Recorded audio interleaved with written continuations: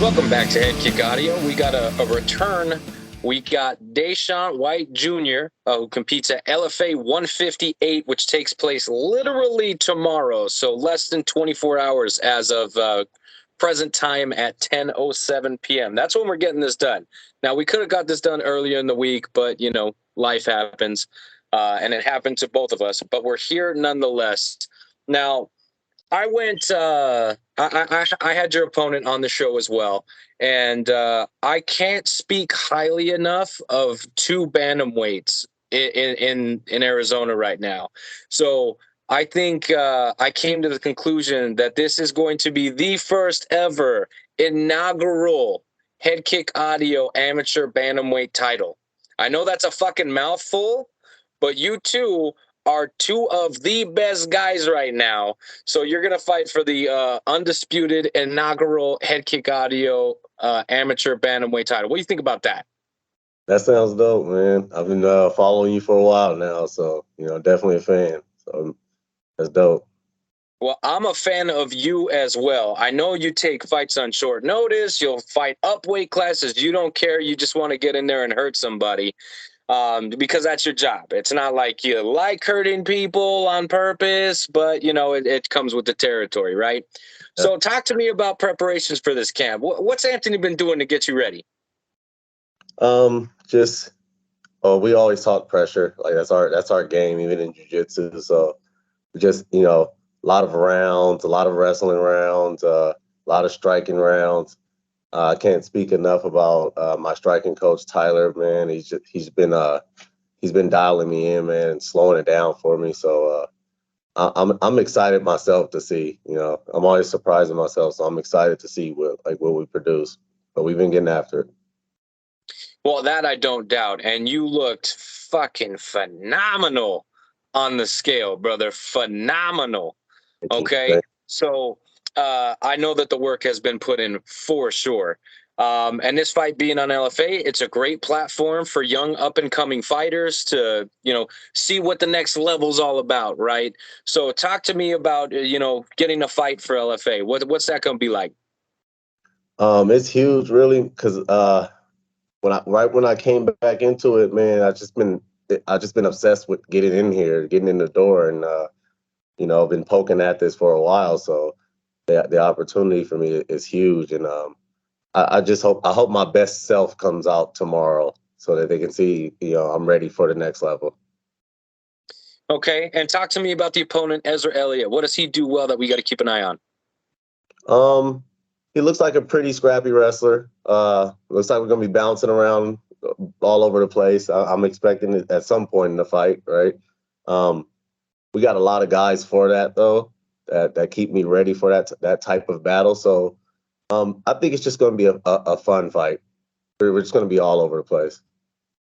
Well, like I said, I mean, that's why it's for the title. I mean, it's not official with LFA or anything like that. It's just something that I'm kind of, floating around out there. But I think what I'm going to do is I'm going to fucking make a belt because, like I said, you two are the two best out there.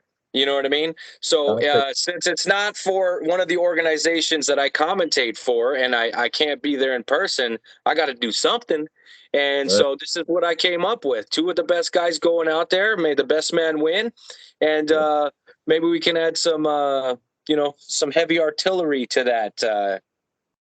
that bout. So put that up in the front of 10P with all the other belts, man. We ready. That's what I'm talking about. All right. So again, being at LFA literally tomorrow night on UFC Fight Pass. So it's not just the organization, but it's also like the platform that the organization is allowing you to compete on, which is global. UFC Fight Pass isn't just here in America. It's all over the world. So what can fans expect, because you're making your global debut at this point, right? Yes, sir.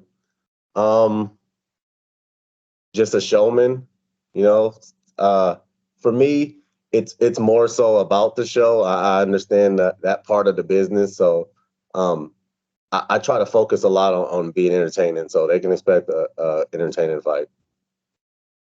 Well, and you always produce fireworks for sure.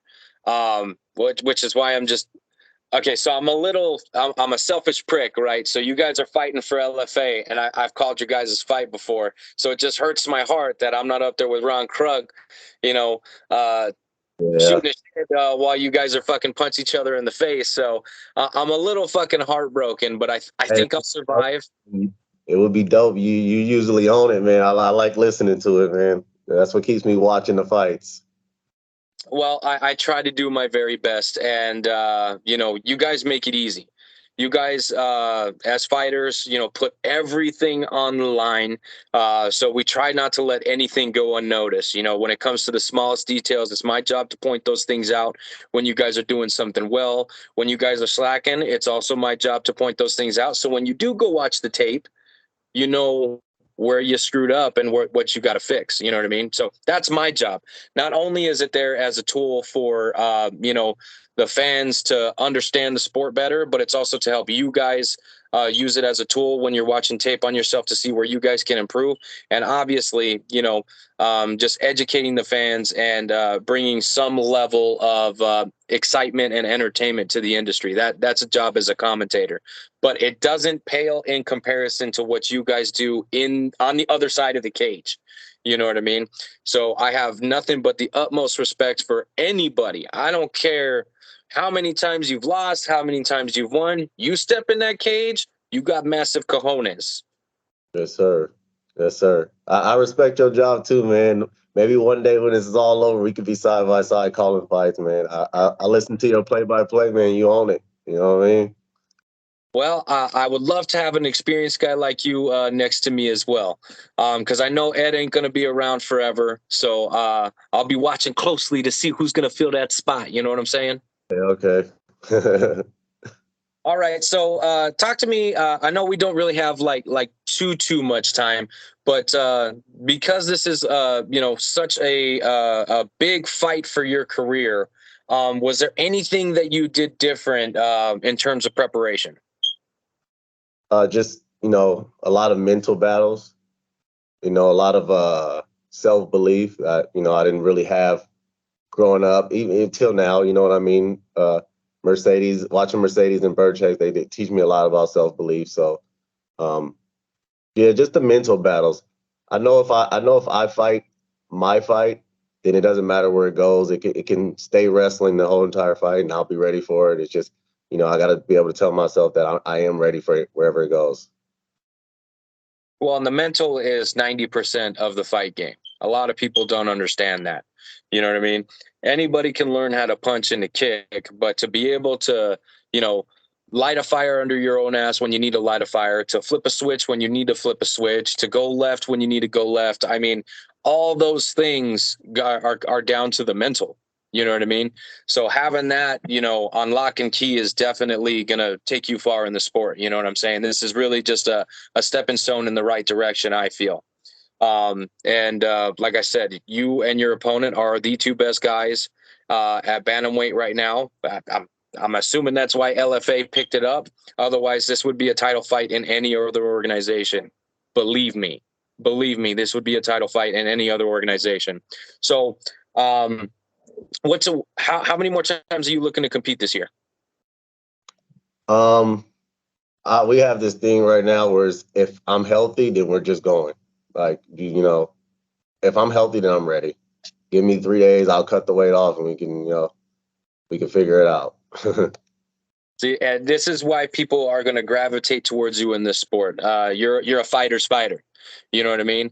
I've seen you take fights on less than a week notice, on days notice. I mean, opponent switches doesn't bother you. You always seem to be dialed in and ready to go, no matter who's across the cage from you. So I think a lot of people going forward, they're going to learn that about you, and they're going to gravitate towards that. So when DeShawn White Jr. is on a card, they're going to be like, that's that fucking guy. That's that fucking guy right there. We got to watch this one. You know what I mean? So, and obviously, as a young and up and coming fighter, it's one of those things where you want to be that guy. You want to be the fighter where people are like, how is this not the main event? This is why I'm buying it. This is why I'm watching it. This is why all my friends are over here. You know what I mean? So I think that you're going to have that, you're going to have that going forward. You know what I mean? Fighting the way that you do, and going through the hoops that you have to jump through just to get in that cage. You know what I mean? So I definitely respect it, and it just makes me appreciate you that much more. Now, tomorrow night, not even on Saturday night, tomorrow night, when the ref raises your hand and Mike Kendall announces you as the winner, I want to know how you're celebrating with that victory meal, my man. We're gonna stick to the same old. Go get our street tacos, something simple. Probably have a couple of beers with the boys, and get right back to work. Well, see, and there's nothing wrong with that. Street tacos, right there, right? Wash it down with a couple cervezas. You can't beat it, man. You can't beat it. And really, there is no wrong answer for the victory meal. I'm just a fat ass and love to hear what the fighters are having to eat after they win. Well, look, man, again, we got to keep this short because I got to be able to edit the motherfucker. But before I get you out of here, is there anybody you'd like to thank? Coaches, training partner, sponsors, go ahead. Huge thanks to Birchak. He was no short of amazing today, as always. We don't get too caught up in emotions. So everything is business, everything is strict, and he keeps pushing me, man. He just keeps pushing me. All right. And I know that the guys over at Tempe, Toro Tech are, always behind you. I've seen them, you know what I mean? I've been to a few events where you're getting work or competing yourself, you know what I mean? So I know that those guys got your back 100%. And I'm really glad that there is a gym like that here in Tucson, you know what I mean? Where they can kind of just bring you into the fold of their own family. It's pretty cool. I love them, man. They are quickly becoming my whys now. You know what I mean? I'm having more to fight for now. I love them. I love the fact that I keep getting opportunities to build this team. It's pretty incredible, man. And then, of course, where can people follow you on social media? So my Instagram handle is DeShawn_White Jr. Still kind of new to the social media thing. You can follow me on Facebook. I'm hoping to make a Twitter sometime soon, but I'll get it together. We'll figure it out. Indeed, my friend. Indeed. Well, again, DeShawn White Jr. Competes over at LFA158, which is at the Wild Horse Pass Casino. It's sold out, so you're going to have to watch it on your big 75-inch flat screen that we got here, which you're going to look pretty good on, my man. You're going to look pretty good on it. It's at the Wild Horse Pass, LFA158. Watch it on UFC Fight Pass. And watch my boy go out here and try to get this inaugural title. I'm pretty excited. It's a great matchup. I think both of you guys are going to be a hard outing for each other, and it's going to be a lot of fun. Probably fight of the night, man. Probably fight of the night. I cannot wait to watch you go out and do your thing. I want to steal the show every time I get out there, so I can't wait. All right, my man. So before I get you out of here, is there anything you would like to get out into the universe? Just stay tuned, man. I'm ready to work. I'm ready to show, so stay tuned. Got more to come. All right, my man. Well, until next time.